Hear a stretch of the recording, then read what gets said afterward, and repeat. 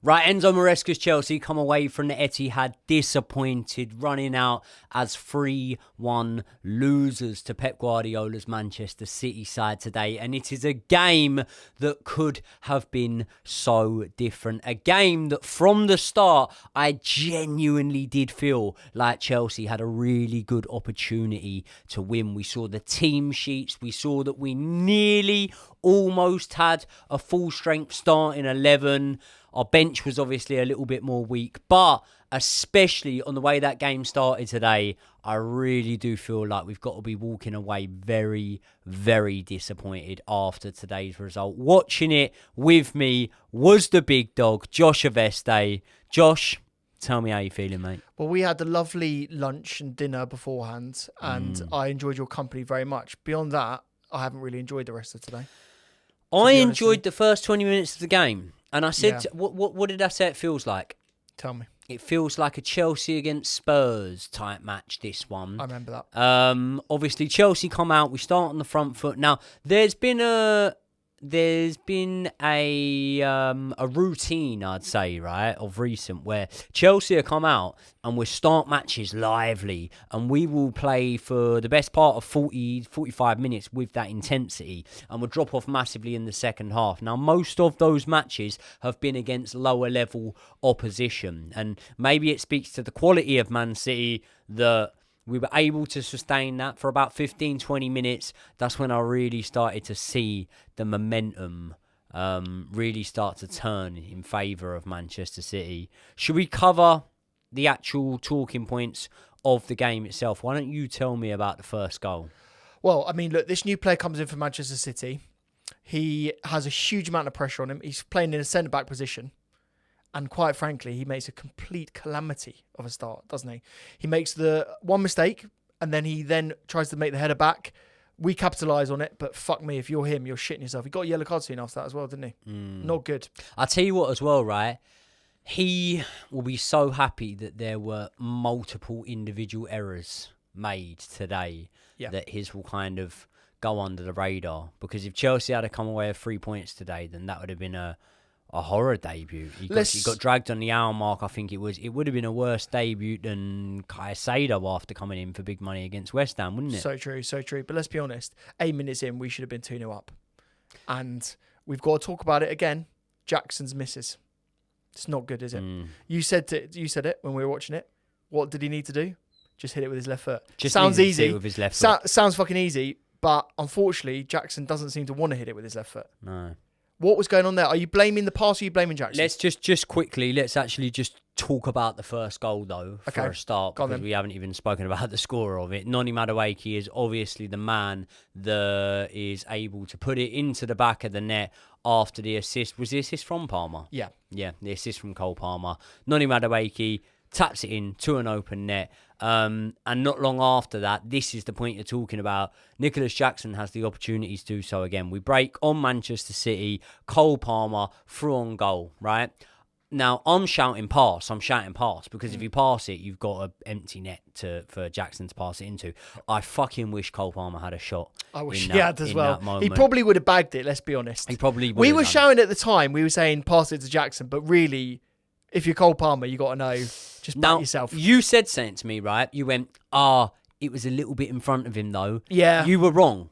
Yeah, you were wrong. Yeah, you were wrong, Josh. It needed to be a little bit in front of him. Yeah. It needed to be a little bit in front of him. A little bit in front of him actually gives him more time. Do you know what I mean? Yeah. It doesn't really benefit the keeper anymore. It gives Nicholas Jackson a little bit more time to sort your footwork out. Because the reason I say this, right, whether the pass from Palmer was a little bit in front of Jackson rather than straight to him, his option is hit it on your left foot. Yeah. There's not an option to hit it on the right foot. Yeah, his option is hit it on your left foot. And we saw Nicholas Jackson score an outside of the footer with the right foot against Liverpool, and we praised it, right? And as much as we praised that, we've also got to critique this with the same sort of level, haven't we? With the same sort of unbiased. And if you're playing number 9, you need to be able to put your left foot through an opportunity that, let's be honest, is 10 yards out from goal. Is it a confidence thing now with him? Do you think he's just got in his head so much that he doesn't slot those chances? Because I feel like Jackson of 8 games ago slots that in the bottom corner, even on his left. So now I'm just thinking, is it a mentality thing with him? I'm really worried about that, to be fair. He's been anonymous in quite a few games recently. Today, I said to you, and it was funny because, it wasn't funny at all. It was fucking annoying. But ironically, minutes later, he did it again and he got subbed off. But I said he looks like he's slipping all over the place. He's having a Cucurella with the boots moment. Like, he just was not reading the game well at all today. And I'm going to jump forward here slightly. This podcast is probably going to be a bit all over the place, but I think we're just going to do this one on how we're feeling right now. I'm just going to jump forward to when the substitution was made, right? Nkunku comes on. In hindsight's a wonderful thing. Nkunku don't give a fuck, mate. Like, he's out the door.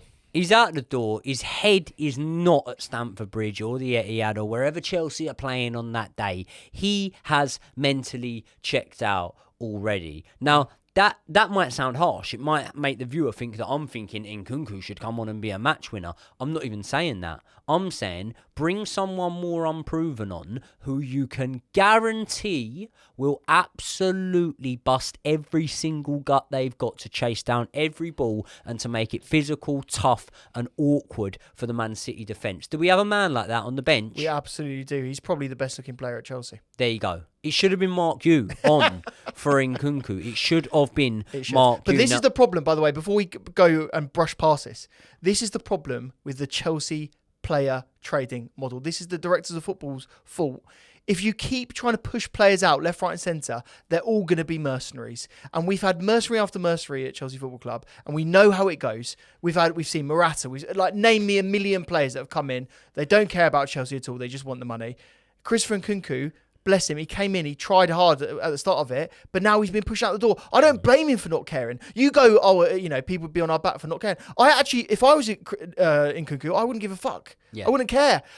Chelsea will just throw away a player, and it takes someone like Trevor Chalobah to be the mentality who's actually grown up at Chelsea Football Club to actually give a fuck and want to be there. Christopher Nkunku, I actually fair fucks him. I don't give a shit. I wouldn't care. Yeah. He needs to, honestly. I understand that. I understand that. And I've said to you multiple times on past occasions, I wouldn't care either. But there comes a point, right, when you're in the shop window, okay? And that point only comes for 4 months out of 12. A month in January and 3 months in the summer, yeah? Right now, you're in the shop window. Play like you're able to do something. Do you know what I mean? And it's not just about today. When I've seen Nkunku come on, he's not played well. He's played rubbish. He played rubbish in the cup.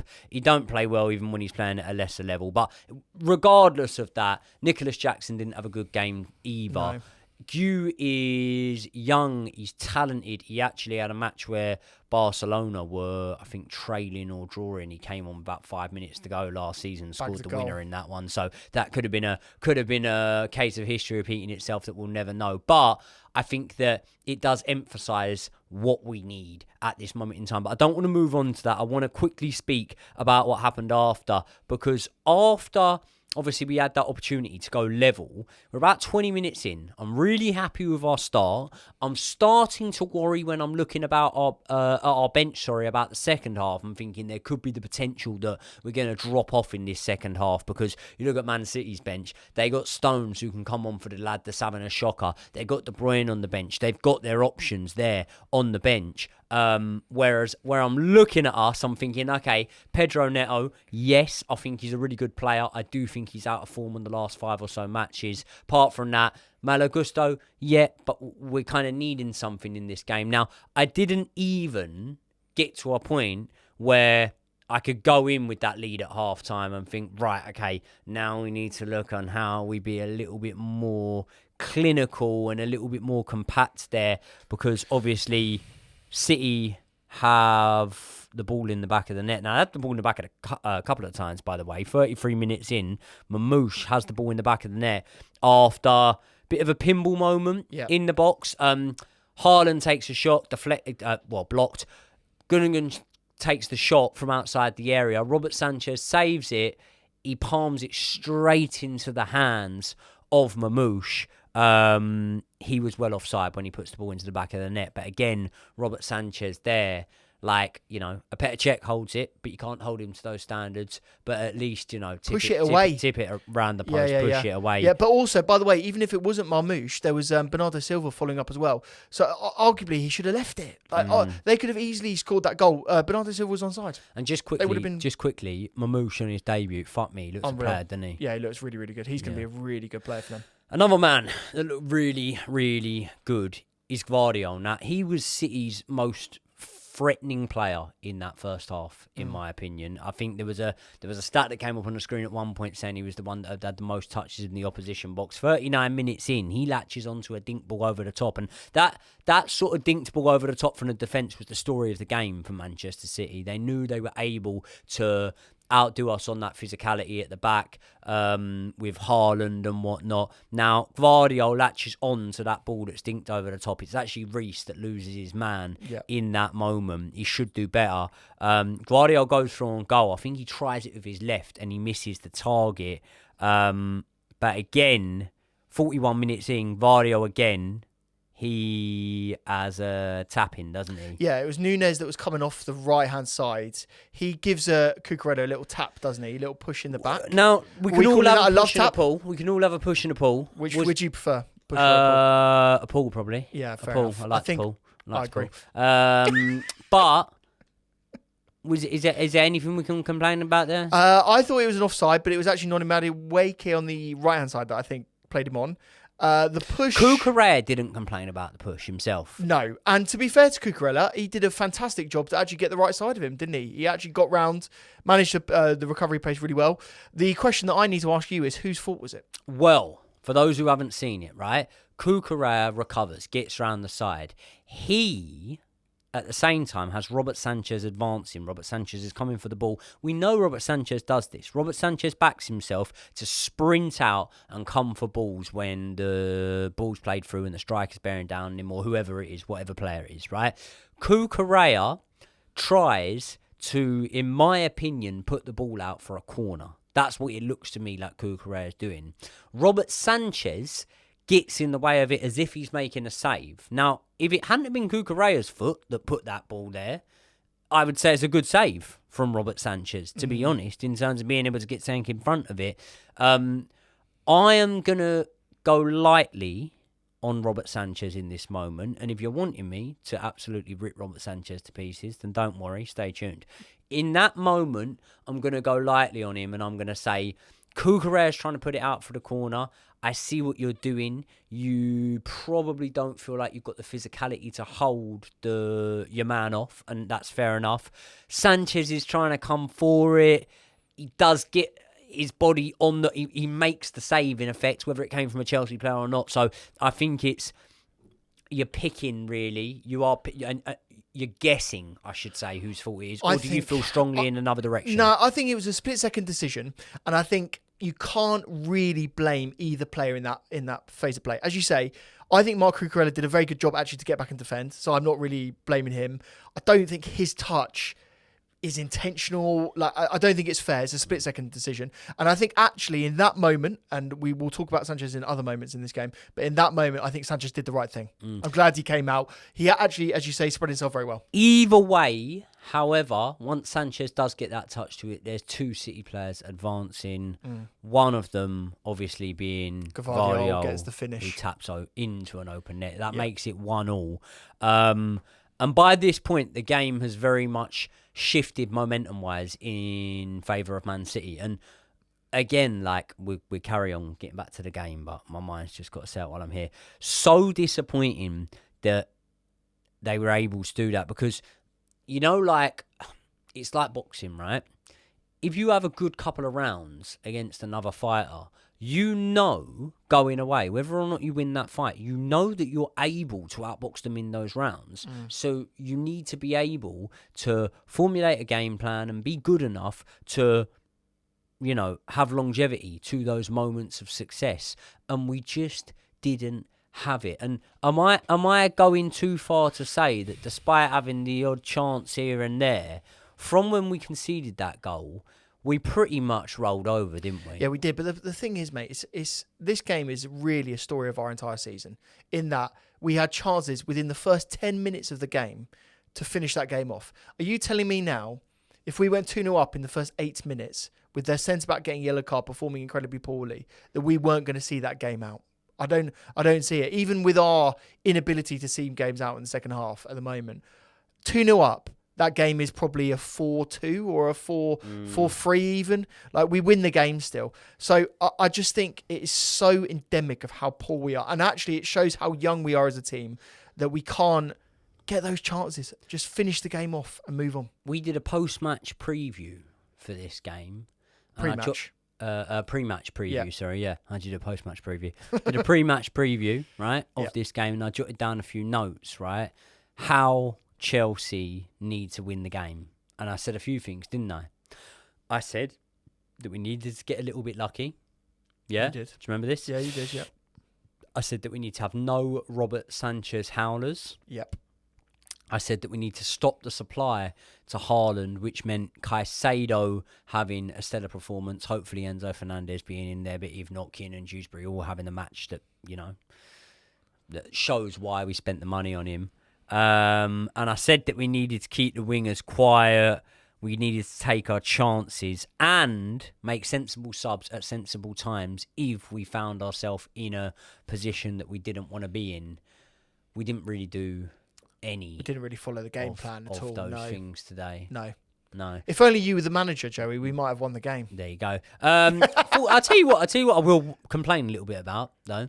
47 minutes, Noni Madueke has a shot, blocked, goes over for a corner, referee just blows up. Yeah, I don't understand that. Blows up, right? Chelsea could have had a chance from that corner. We haven't been great from scoring at set pieces this season, but there's still a chance from that corner. That's why the game is level at 1-1, by the way. But before we get into all that, this video is brought to you by Manscaped, and they are kicking off the year in fashion with the Beard and Balls bundle. So if that interests you, then hit the link in the description and join over 11 million men worldwide who trust Manscaped, and also you can use the code JoeyKnight for 20% off and free shipping. Now, I've got a question for you. Do you think this happens by accident? The tash being perfectly shaped and the goatee being so elegant and crisp? No, it doesn't. It relies on Manscaped. And in particular, I rely on the Beard Hedger, which has a titanium-coated blade that helps you start the year off right. I used it to get fresh for New Year's Eve, all the nights out I've been having, and even to get myself looking good for the boxing. The beauty of this little gadget is it has got the zoom wheel, which offers 20 different lengths, meaning you can trim your beard however you please. It's got 60 minutes of runtime, an LED charge indicator, and it's USB-C, meaning you can literally plug it in anywhere. And get this, Manscaped have a 30-day money-back guarantee, meaning you can try the product risk-free. And the clue's in the name with the Beard and Balls bundle, because it's not just about what's up here, it's also about what's down there. And what you need for the old balls is the Lawnmower 5.0. Believe me, it will become your ball's best friend. It's got 2 skin-safe blade heads, which helps you keep safe and tidy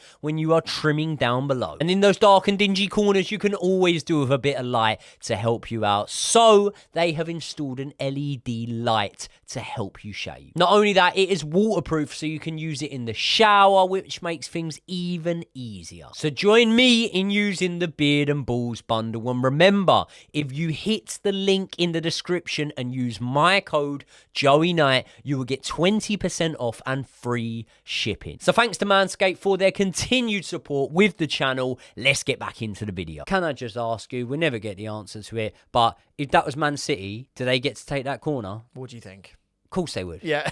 Of course they fucking would. Second half, right? 50 minutes in, City break on us. It's Colwell with the mistake, isn't it? He tries to control the ball. Weird touch that was, wasn't it? Yeah, weird one. He was caught in two minds, wasn't he? To sort of just stick a leg out or just let it run and defend. And he did neither. So yeah, Haaland gets the chance, doesn't he? He's on the right-hand side, cuts in, doesn't he?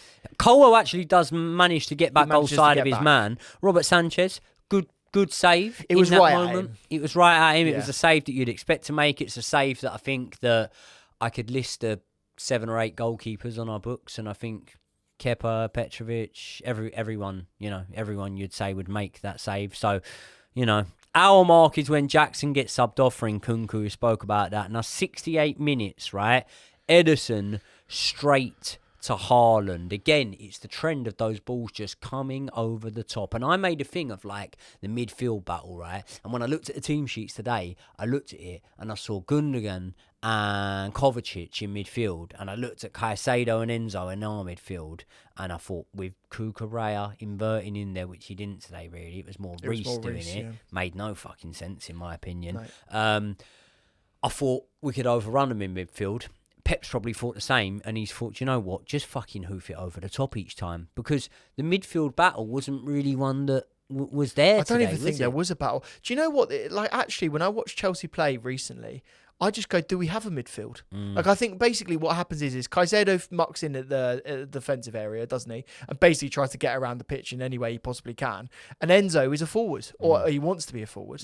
And even when Dewsbury Hall plays, I think it's harsh sometimes to blame Enzo Fernandez, because I think Enzo Maresca tells him to go right up the pitch. So we've gone from playing like a Sarri ball, where we're so compact that we've got a midfield and everyone is all together, and you could see the lines between each other being 20 yards. Like, that's it, right? We're all really close together. To now Maresca ball, which is literally the complete opposite. You've got defensive unit, attacking unit, fuck all in the middle. And I think that's a huge, huge error, personally. Now, when that ball does come over the top, right, it's obviously Trevor Chalobah and Haaland battling for the ball, right?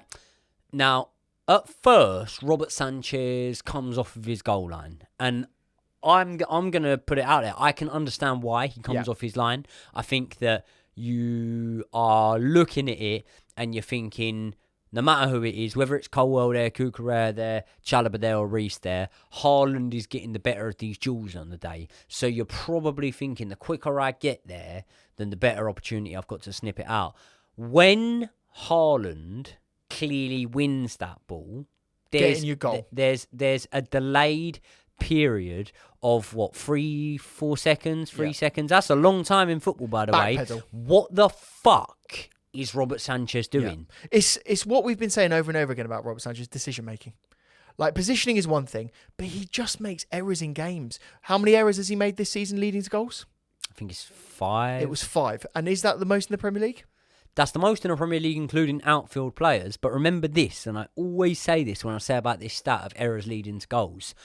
You'll only get put on the stats board if your error leads to a goal, yeah? So sometimes your error will lead to a guy missing from fucking 6 yards out, missing an open goal from 6 yards out, and then you don't get put on the stats board, right? Yeah. So Robert Sanchez has made, what I would say minimum 3 times that amount. Yeah. Because of players being wasteful. Yeah. Do you know what I mean? Like, it's not like, oh, you're going in him, he's made 5 errors. What I'm saying is, when Haaland wins that ball, right, you just stay there. You stay there. He could play it across to someone, they've got to tap into an empty net. He could dink you, they've got an empty net. By the time you finally decide, do you know what? I'm a goalkeeper, I should probably get somewhere near the goal. Haaland's able to lift it over him. He makes it 2-1. Just really, really bad there. And the game's over, really, at that point, isn't it? Well, like 2-1 down. For me, 70 minutes, we're never scoring. Do you know what? We didn't look like we had anything as well. And again, like, to bring it back to Nkunku, he's come on. He's not pressing from the front at all. There's no fluidity within that front line.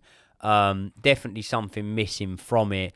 Obviously, Cole Palmer's on the field. I've been saying for how long? Months now that I think Cole Palmer's injured. I think he's playing the knock. 86th minute is when the game is well and truly put to bed. It's a ball over the top once again from Ederson, this time to De Bruyne. He flicks it on to Haaland. Hold up play really good. Feeds Phil Foden. Foden goes through one-on-one with Sanchez. Beats him to make it 3-1. Now, I think we've got to be realistic here, right? Manchester City have not been at the races this season by their standards, right? You said to me the other day when we were recording, I hope they get beat by PSG tonight. And I said to you, no, I hope they don't get beat by PSG tonight. I hope that they do, because I think that there could be something that could light a bit of a fire inside of them to go, right, your fans, the away fans especially, have just travelled to France to watch you play PSG, and you've gone there and you've capitulated against a team that are notorious for capitulating, right, in PSG, in the Champions League at least. You've capitulated against them. You need a response there. So I would have rather they fucking beat PSG in the week, if I'm being completely honest, and came into it on a bit of a high, and then we were able to shock them somewhat. But mate, the Chelsea of 10 years ago would have taken that Man City team and thrown them around the pitch like a ragdoll. Like, we would have literally made them look stupid. But we just can't. We can't kill off games. We can't kill off teams. What I know what your point is, right? They come back. They've got something to prove. But Man City's mentality has been so on the floor for so much of the season. Quite frankly, I was praying for that result, and it happened.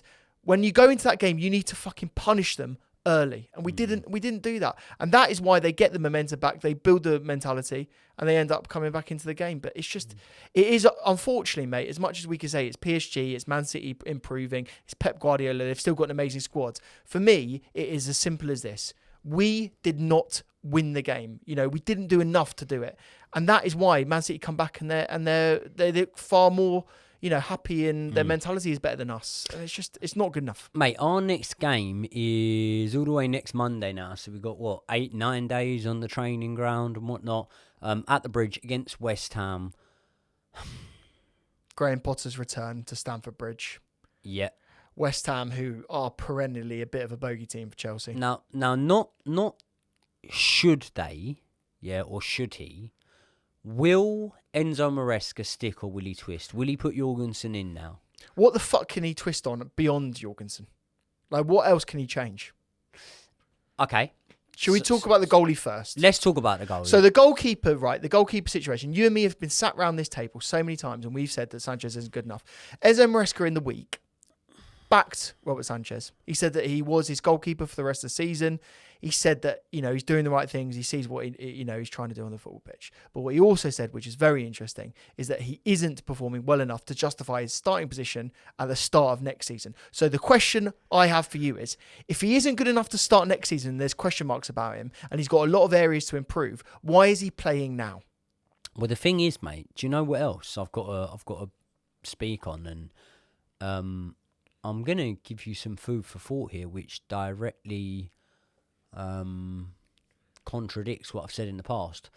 So remember when I've said about Enzo Maresca being firmer than Mauricio Pochettino and whatnot, and having a bit of a firmer stance, being more proactive rather than reactive? What did Mauricio Pochettino do around the midway mark of the season with Robert Sanchez? Literally dropped him. Dropped Petrovic comes in. Petrovic and comes looks in. way better. He has a good match in the cup, I believe, saving a few penalties. Mauricio Pochettino sticks by his guns and goes, do you know what? I want to play this system of playing out from the back. The board want it, I want it, that's fine. But this guy is better. Can I just say, like, imagine, and again, like, people don't like this because Chelsea have got so many players that people don't like it, that we talk about players out on loan and whatnot, and you could say, yeah, Jorgensen, but we don't actually know with Jorgensen. Like our thing with Jorgensen is we're going, fucking can't be worse than what we've got, can it? Do you know what I mean? Like, and that, I think that's fair to say. I know you will go. I disagree. I know you'll go, well, hold on. He made some solid saves against Southampton in the 5-1 win, and hold on, he saved us that match. Ipswich. He saved us that match against Servette and whatnot, and the penalty shouldn't have been a penalty. I know you can come. And Heidenheim, he had a great game. Yeah, but until you see a run of him, we can't be. Yeah, but then fuck him, then play him. He can't have a run if he's never on the pitch. But this is what I'm saying. This is the question I'm about to ask you. We're now 6th in the league. We're level on points with Bournemouth, right? Yeah. Would we be 6th and level on points with Bournemouth if this season we had about Petrovic between the sticks? No, but also same for me. The same point is if Jorgensen was playing. I don't think we would be in that position. And the fact that you're talking about brutality of a manager, and a manager who, let's be honest, has made some very big calls, very big decisions, and had to back both the director of football, but also has made his own mistakes. I think his backing of Robert Sanchez is the worst element of Enzo Maresca and his tenure so far at Chelsea. Like, the way that he backs him. I understand why he does it. Goalkeepers union, mentality, that sort of thing, right? You can understand why he's doing it. But this has got to the point now where it's unforgivable. And if we're sat round as casual football fans, as people that are sat on the side of the pitch that just watch Chelsea in and out, don't see the training, don't see the mentality of these players, and this guy is still playing and we still see the errors, then there's something going wrong here. Because there's not only Enzo Maresca, there's analysts that are looking at it. The directors of football are going to be looking at it. They're data-driven, every single one of them. The key thing that they keep saying is all of the transfers, all of the decision-making is based on data. The data for Robert Sanchez is fucking dreadful. Error after error, poor pass after poor pass, mistake after mistake. Defenders don't want to pass back to him because they're unsure about him. It has got to the point now where I've got so annoyed at it, I can't placate this guy anymore. We can't be nicey about it anymore. We've got to change something. And for me, I would rather put my faith in a younger goalkeeper that maybe even made the same mistakes if it meant that there was a future and a potential there. Robert Sanchez is as good as he's ever going to be. He's not going to get better. And for the fact that Enzo Maresca thinks that he could get better is an indictment of him as well. Like, he is old enough. He's not getting better. It is that simple. So fucking twist, do it now. Otherwise, we're going to do it at the start of next season anyway. What does it make a difference? Yeah. Doesn't change anything. Yeah, very true. 1 win in 7 league games for Chelsea so far this season. However, when you do take a step back and you look at things as a whole, right, to have been in a position where, I get they've had a bad season, but to have been in a position where today we could have gone, 5 points clear of Manchester City, I don't think that 6th place, come 23 games, and being a point, basically, with our goal difference. One game, basically, off of being in that top 4. I don't think it's a crisis or anything like that. And maybe if the results had been a bit more scattered out, we wouldn't be panicking. But in this next run of games in the league that we've got, right, West Ham, Brighton, Aston Villa, Southampton and Leicester, all before we travel to Arsenal, I believe, which is in sort of mid-March. In that run of games, if things don't start to pick up, and I'm not on about picking up as in fucking, not getting beat. I'm feeling like I'm looking at those games and I'm thinking, out of West Ham, Brighton, Villa, Southampton and Leicester, I'm thinking we need absolute worst. I feel like we need 3 wins and 2 draws out of those games. Really, to make a statement on what we had seen earlier on in the season, we need to be winning 4 out of 5 of those games, because the teams around us now, this is the key thing that we need to touch on, it's the teams around us. You look at the likes of Bournemouth, they are flying at this moment in time. Their manager is so good. Right? He's so good. Newcastle. Their recruitment as well is brilliant. They suffered a blip. They came back. They look from unreal. It. Yeah, they look really good at this moment in time. Man City are now unbeaten in quite a few Premier League games. They look like they're starting to really pull their shit together. Yeah, they'll be up there. And obviously, the likes of Nottingham Forest and whatnot, they could drop out of the race. Other people could enter the race a little bit more. Aston Villa, for example. But at the moment, it really is a case of the rug's starting to be pulled from under our feet, and in these next few games, we need a real reaction here. Don't we? You said it so interestingly in that 8 days' time is a big game, right, against West Ham. For me, I think the biggest days of our season so far are the next 6 days. Yeah, the next 6 days until the transfer window ends. I thought that's 10 days away. It ends on the 31st of January, doesn't it? No, it doesn't. No. When's it end? It ends on the 2nd of February. There you go. So, right, 10 days. We've got 10 days now to recruit players that are going to make up for Nkunku leaving and whoever else fucking goes. Because let's be honest, there are probably 4 or 5 players that will leave before the end of that window. And we need to get other players in quick. We really do. The fact that we're not even discussing a centre-forward option coming in is terrifying. Enzo Maresca was quoted as, and I'm going to paraphrase here, but basically saying that the blueprint that was laid out to him was to get the squad playing well together this season, top 4 next season, challenge for the title the season after that. That was what was said to him, right? At this moment in time, especially when you look at things and it's like, mate, if things hadn't gone tits up right now, we could still be speaking about a fucking title challenge, right? On how we started. Are the board looking at things right now and looking at the bigger picture and going, yeah, form is temporary, class is permanent, and we believe we've got the class to be finishing in the top 5 places, which should get us European football, so we're not panicking? Or are they going, hold on, you're nosediving a little bit here, and, you know, I'm not going to say we were fortunate to get the win against Wolves. I thought we were better in the second half against Wolves, but it wasn't go out there and dominate them performance like, for example, the 3-0 against West Ham earlier on in the season and games we've seen in times gone by, right? It was actually, even though we won it 6-2, it's similar to the first Wolves game. We both had our chances and whatnot. Are the board looking at this moment in time right now and going, right, we need to get business done in January and we need to get it done quick? I think there's a hand hovering over a big red button that says panic over it right now. Because I think as much, and I'd be interested to see what you think, because I reckon you're the opposite way. But I think now the board and the directors of football are looking at it and going, yes, we do have a lot of players that we don't want. There's a lot of players that definitely want to leave, including players like, obviously we know the reason why João Felix wasn't involved today, but you know, there's talk about him going to AC Milan. There's a lot of players that obviously are not rated by the directors of football, and they brought them in. And so if we don't make reinforcements, we are going to have a very, very tough second half of the season. It is that simple. If we don't strengthen in certain areas, the fact that Nicholas Jackson is looking so tired and, you know, just missing chances left, right and centre, and we're not talking about giving him any support, really, really worries me. And we do have other glaring areas in the pitch that we need to strengthen. The fact that we aren't talking about bringing one of the centre mids back as well is a disgrace. And again, it will be one of the biggest failures of the director of football this season.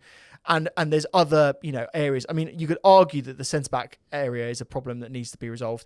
And goalkeeper as well. There's so many areas that they'll look at in the summer and they'll have to really rip it up. But we need reinforcements right now. I think we probably need at least 2 players that are starting level quality to come in and impact things on the pitch. You know, so I'm personally going panic station. But you tell me, are you thinking otherwise? No, I think that I've made my stance very, very clear all along. I think that we need to recall the loan of Andre Santos. I think that we need to get a few out the door. Listen, is Garnacho what we need? Not sure. Do you know what, has mate? Has Nkunku fallen out of love with Chelsea Football Club? Yes. Have I fallen out of love with Christopher Nkunku? Yes.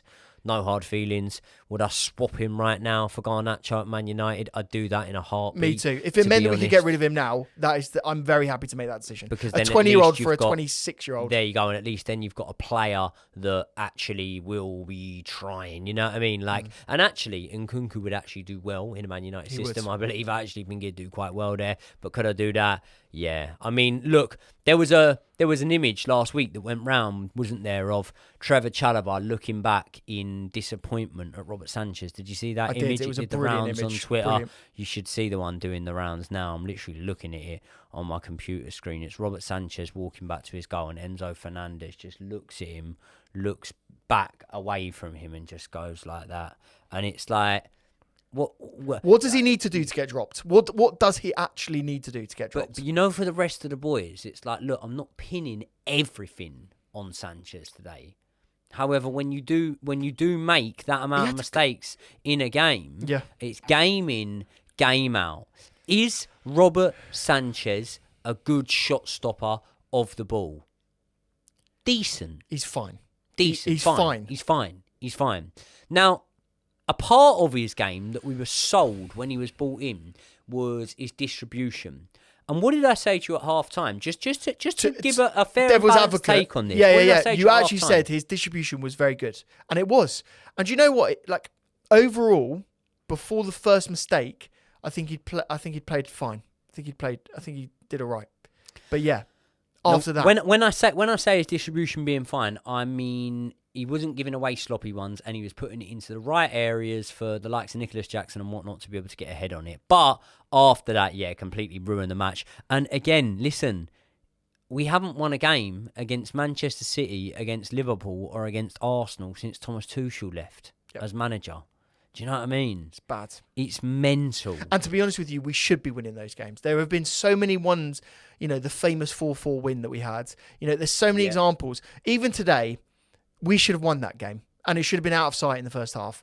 And it's a very bad state of affairs now that we get to, that we can't close off those games against the big teams. Because quite frankly, worryingly at the moment, we can't even beat the worst teams, the bad teams in the bottom half of the table. So something's got to change, mate. And what I'm really worried about is I don't know how Enzo Maresca does change it. I don't think he's got that many options. And to think that people will be bantering us about our squad and how many players we do have, the fact is there isn't that much to change anymore, because they don't fancy those B team players. And we have gone from having one of the biggest squads in the Premier League to looking at it right now with the injuries and also players potentially leaving, to having a squad that looked like the City squad at the start of the season, like basically 18 players that we're backing week in, week out. He won't play anyone else. I don't think, correct me if I'm wrong, I don't think Tyreek George was on the bench today. No, don't think he was. That's a fucking weird one in itself. Not sure. That's a weird one. I know, obviously, there was a bereavement in the family of João Felix, and that's why he wasn't there. But, yeah. He gets on over Christopher Nkunku for me. Well, he should do. Yeah. If he was there on the bench. I think there's going to be some sort of mad rush right towards the end of this transfer window. And it will be a domino effect. There will be players that are sold by other clubs, and then all of a sudden there's business on, I think that really at this point in time, if, Christopher Nkunku's out of favour and Nicholas Jackson's maybe feeling like the presence of Mark Yu isn't enough to really be hot on his tails to know that, the manager's going to keep faith in me and whatnot. I don't know. Can I make a prediction on the transfer window, and we'll see. We'll see if this happens. I think that we end up getting Gittins from Dortmund, because I think that one of Chilwell or Carney will go there, either on loan or on a permanent, and that helps us sort of, grease the wheels of that deal. I think we end up signing him, and then I think we end up getting another player. Maybe it's a centre back, or maybe it's another striker option before the end of January, before the window closes. So I think we will sign 2 players. I think Chilwell, Carney, Disasi, and Nkunku will all leave. I think that's such wishful thinking. Who's going to go? I don't know. But in January, I would say to you that Chilwell doesn't go in January. I would say that Sassy doesn't go in January. Who else did you say? Carney, I think. And Nkunku.